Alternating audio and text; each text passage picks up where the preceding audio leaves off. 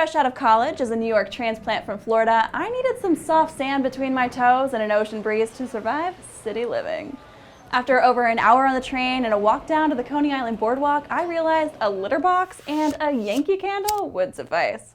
Well, it would if it wasn't for the cheap thrills. Coney Island is arguably Brooklyn's most bizarre pocket, but as seen on this episode of Cool Stuff, Strange Things, this attraction's history reveals an even stranger side, including some medical miracles.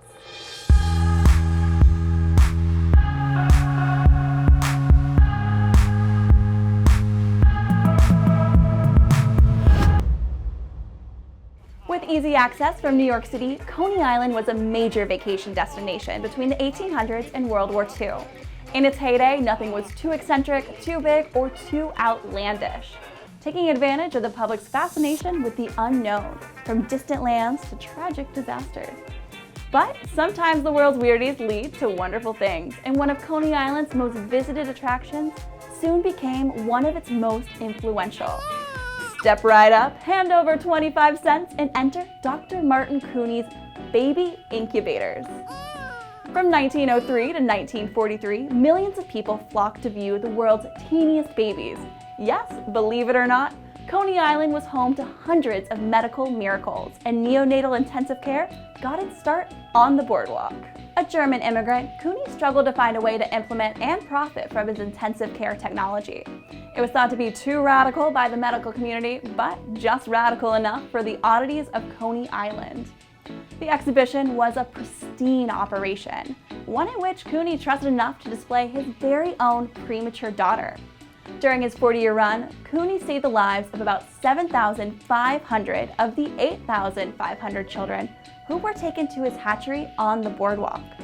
One of those children was Lucille Horn, who unfortunately passed away in just February of this year, but she was 96 years old. Weighing only 2 pounds when she was born, doctors told her parents that she wouldn't survive even a day, but her life spanned nearly a century after they put her in the faith of Dr. Cooney's exhibition.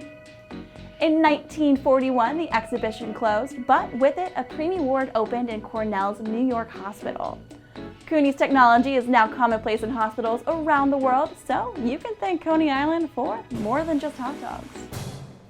Tubed meat is weird enough. I mean, what's in a hot dog anyway? Actually, no, please don't tell me, or do in the comments.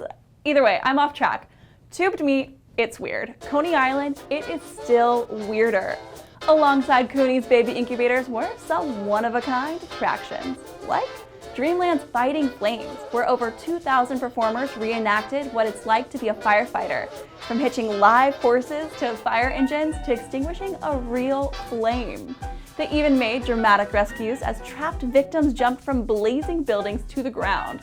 Safety was the least of their concerns. It was all about entertainment. But that got the best of them, because in 1911, Dreamland itself went down in flames. Park entertainers from Fighting Flames, who went through the motions daily, tried to help. Even the Midget City Fire Department sprang into action. Yes, the Midget City Fire Department. Yes, there was a Midget City at Coney Island, and no, I'm not making that up, nor the name.